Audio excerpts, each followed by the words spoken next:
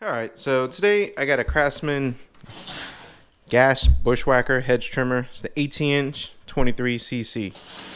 Now this thing hasn't run in probably at least 5 years, if not longer. And just looking at it, it's already got a few issues that needs to be addressed. I love these two-stroke engines. They're very easy to fix. And a lot of times people throw them out for the same old reason, fuel. A fuel related issue that they could not diagnose or they just didn't know how to fix.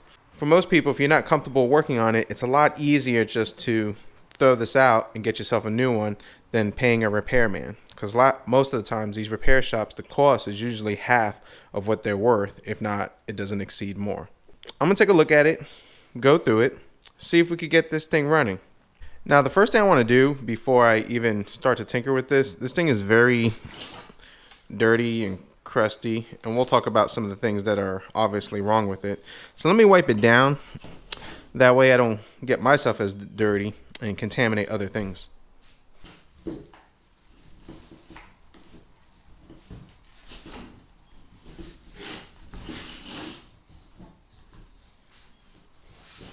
So now looking at it, I can already see the first issue, and the first issue is the primer bulb is broken. Normally, I don't order parts right away until I take this thing apart, but I did go ahead and get me a primer bulb.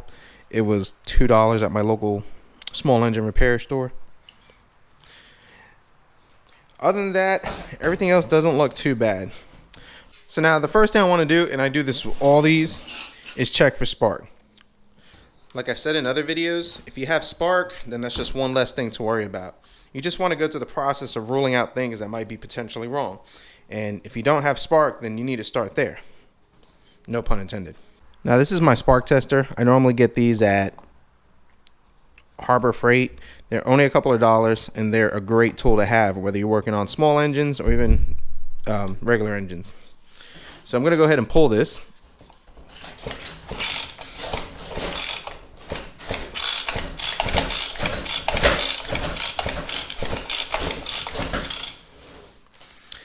Alright, so the camera probably didn't catch that, but I do have spark. So that's good. And we can take our tool out and just put this away as we're done with this. Now, as I'm pulling it, it's quite tight.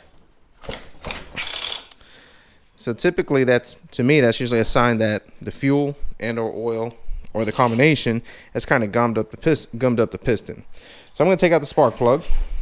Spark plug's not bad, gummy, so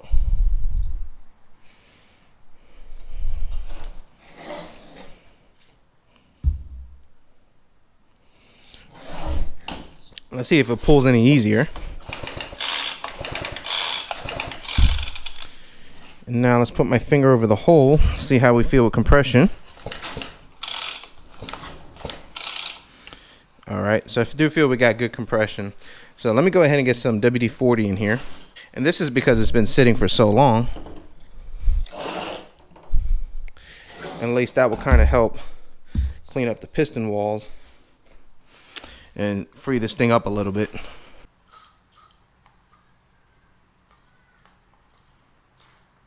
I'm going to go ahead and put the spark plug in just so it keeps that stuff from leaking out. But at least let it kind of soak a little bit. Help clean it up. Alright, so now let's get to the carburetor and the fuel system, and let's switch angles. Airbox needs to come off.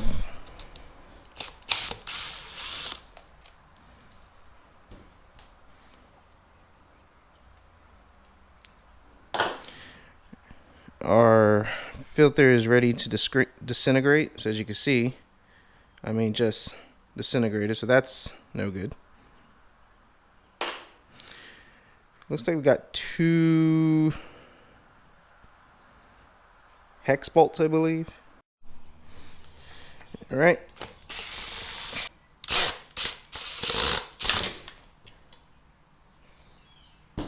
Okay. Airbox is off. We'll clean that up later. Let's get these fuel lines out. And the carburetor's pretty gummed up pretty good. So this is going to definitely need a cleaning and a rebuild. I don't have a rebuild kit just yet, as typically what I try to do is save as much as I can, but this one might require me getting one. So we'll take a look at that in a sec. Just going to go ahead and start cleaning along and just getting this stuff off. Try to be easy and save this throttle plate gasket. Now, another thing that we'll need to change is our fuel filter.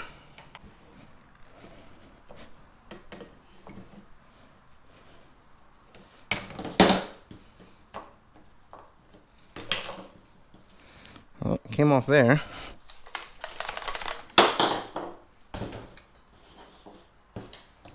There we go. So that's our fuel filter, and I'm willing to bet that's pretty clogged up and crusty, so we'll definitely put a new one in there. Let's go ahead. Let's take apart this carburetor. We'll deal with the fuel pump. Correction. We'll deal with the fuel tank, fuel filter, fuel line issue. But right now, I think the biggest issue we need to figure out is, do I have enough parts to rebuild this? And is this salvageable? So let's go ahead and just kind of wipe this off real quick and just try to get all this crud out.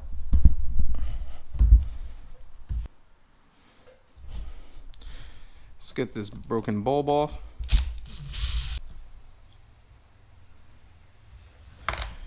Yeah, I can already start seeing some junk and stuff in there.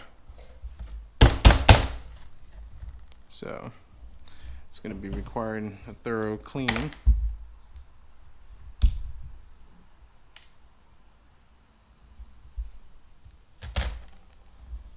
Our bulb, which is pretty much junk and useless. Now this is the fun part, because I'm pretty sure I don't have this gasket, but I need to get in there and clean all this stuff out. So and the last time I did that, I did break this gasket. Well, this one's actually being a little more friendly.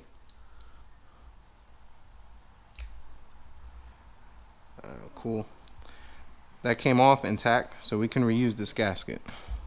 And this, we could flush this and clean this out, so that's promising. Same thing with this over here. Let's get my small screwdriver. We got a little bit of crusties over here, so we just kind of, and I'm actually going to flush this out.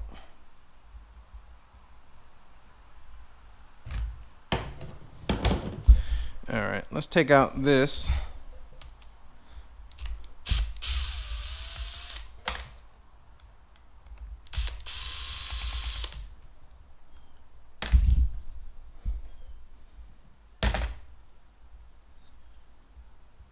See if we can get 2 for 2. Yep, that looks pretty good. So we're able to use these gaskets. I'm very happy about that. The spring doesn't feel terrible, but it is a little sticky.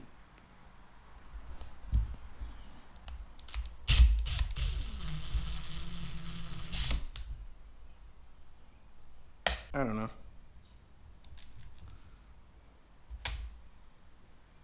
Yeah, it's pretty gummy in there.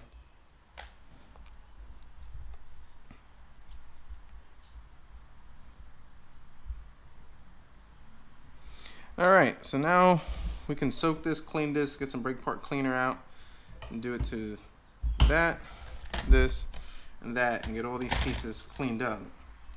So I'm going to go ahead, let these soak for a little bit, clean it up, and then I'm going to switch and work on the fuel lines. Alright, so to get to the fuel tank, which I'm pretty sure is integrated into this plastic piece, I'm pretty sure I got to take most of this handle apart. So we're going to go ahead and use that hex that we used earlier. Take this out.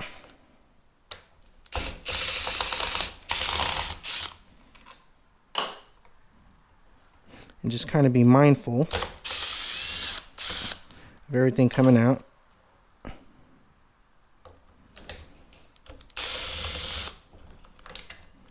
Okay. And also the fact that I have to put this throttle cable back together, which is conveniently came apart. So we'll address that later, and I believe that screw is what holds it. These lines are pretty tight in there. Let's go ahead and cut it. I did buy extra lines, but these lines are just not cooperating, and I don't want to fiddle faddle with them. I probably should have cut them the other way. Yep. Okay, that's one. That's two. And this tank needs to be kind of rinsed out a little bit too. Don't know if it comes in there pretty good. Probably not, but it's not terrible, but it couldn't hurt just to give it a fresh cleaning.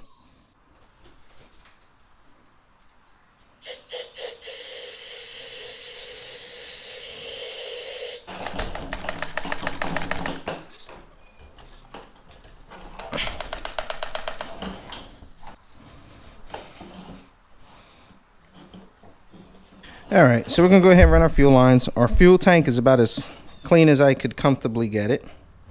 But it's better than it was. It's better than what it was. So running the fuel lines, I just go ahead and just kind of snip off the half top of it. That way this slides in easier. And then it's easier to kind of feed them in. 2 holes on the top over here. Don't matter which fuel line you start first, because you'll figure that out later. That took incredibly long to do. I mean, even snipping these things, these fuel lines are just really tight going in there. But in retrospect, it does keep it sealed from leaking fuel. So I guess that works. Now I'm going to go ahead and just cut this, because we only made that slit just to slide the fuel line in. I'm going to pop in our new fuel filter.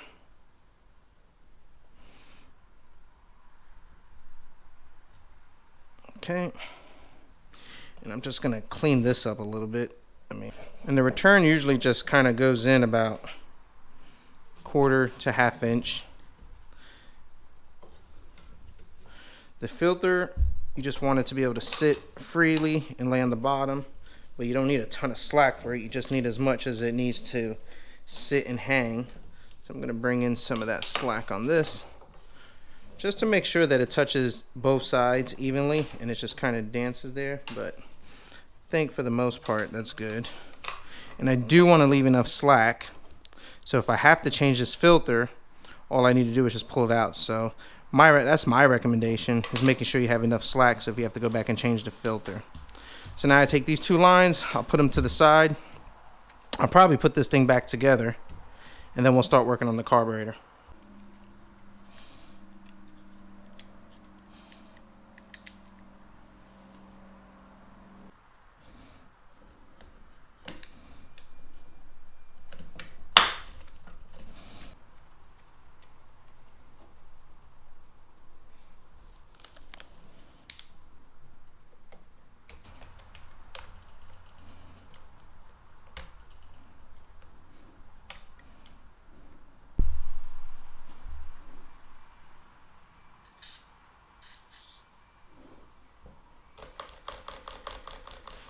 Alright, so as you can see, all our parts are cleaned off pretty nicely.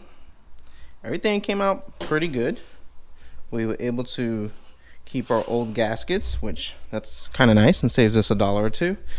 And this is, I don't know if you can see it in there. Maybe if I move it, I'm gonna make a mess. But if you look in there, it is pretty crusty and grimy. I had that sitting, the carburetor and stuff sitting in there for about maybe an hour or 2. And it just kind of melted right off. Just some cleaning degreaser solution with water. Ultrasonic cleaner would be a lot better, but that works fine for now. Alright, so let me talk about this piece right over here. So this is where the primer bulb sits, and as you can see, it goes right on here, creates a nice seal and all that good stuff. So when I took it apart, I started cleaning it up, and I was getting ready to put it back together, and I decided to do the whole succulator action on it. Sucked in, sucked out, and no air was moving whether you were sucking in or sucking out. So to me that seemed to be clogged, and I had it sitting in that solution for a little bit. So I just took some brake part cleaner, sprayed it out, and just kind of kept doing it and doing it. Then took a needle, which I don't even know where I did with it. Hopefully I'm not sitting on it or something. But took a needle and just went in and out, and this thing was just grimed up pretty good inside over here.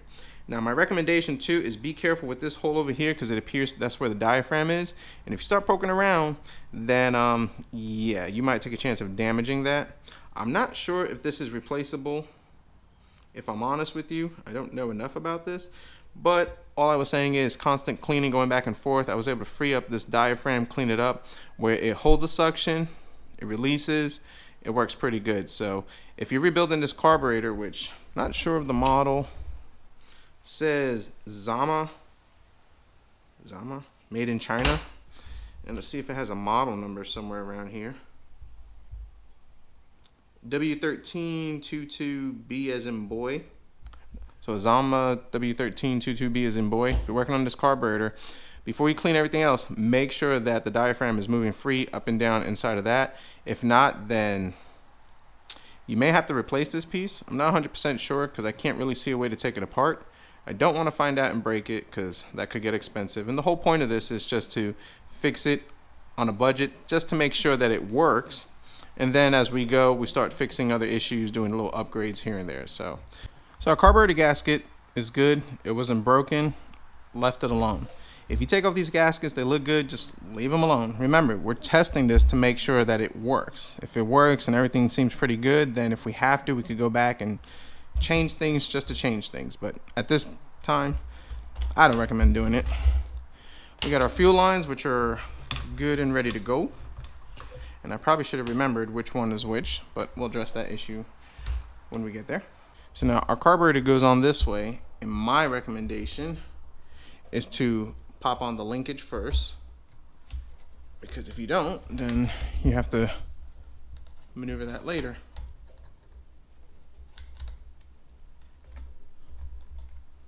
There we go.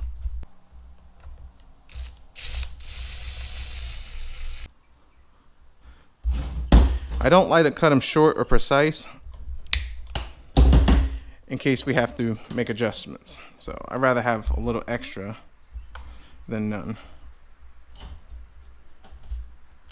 Without taking this apart, because I don't remember which line was which, I'm kind of going in blind, but if it's the wrong one, we could just reverse the lines easy.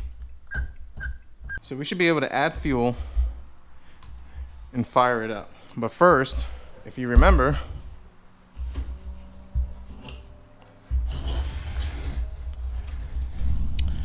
early in the video, I went and sprayed WD-40 on this carburetor, well, inside the combustion chamber. And you need to remember that you did that, because number one, if you leave that fluid in there, you can hydrolock per se, or cause some issue just with all that pressure in there. Number two, it's going to foul up the plug, so you're going to have hard starting issues. The whole point of this is to make sure that the rings, if there was water intrusion in there, or if there's something that's stopping them, instead of the rings breaking, it frees up the rings a lot easier. And I have found that to be more effective. But you need to remember to take it out. So I've already pulled the pull handle several times, so I've ensured that all the fluid inside is out. Now when I start this, I'm sure I didn't get all the fluid out of it, so it still might have some hard starting, and it is probably going to smoke for a little bit just because burning off all that WD-40. So if it's giving me a hard time starting, I'll go ahead, pull the plug, clean it off again, get it dry, and then it should work the second time. So remember, if you put the WD-40 to kind of free the rings, you got to empty it out, and just be mindful that you will get a hard starting because this plug is going to get wet from all that residual. Now this uses a 40-to-1 mixture, and I already go ahead and just buy the pre-mix. So I'm going to hit the primer bowl to see if it starts priming. If it doesn't, then I typically means that I have to reverse the lines. Another thing too is make sure you have your fuel cap on. This fuel cap actually might be an issue later on, because if you look at it, the gasket is deteriorated and broken. If you don't have a good seal on it, it's actually going to give you a hard time to prime it. It could get air in the system, not to mention it's going to leak out the gas tank. So I might have to address that issue later and just get a new cap.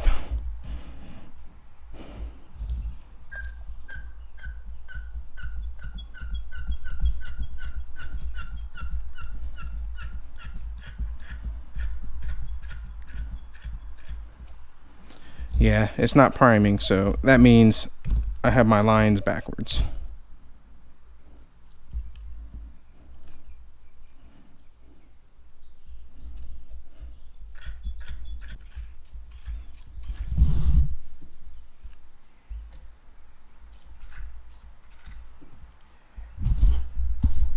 And I'm leaking from my gas cap. But I just need enough to start it, just to see if this engine runs.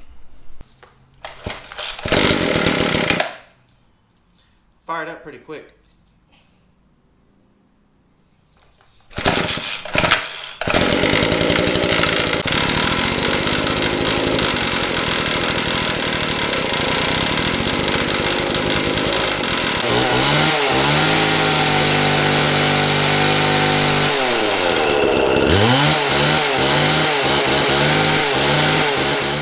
So not too bad, pretty easy.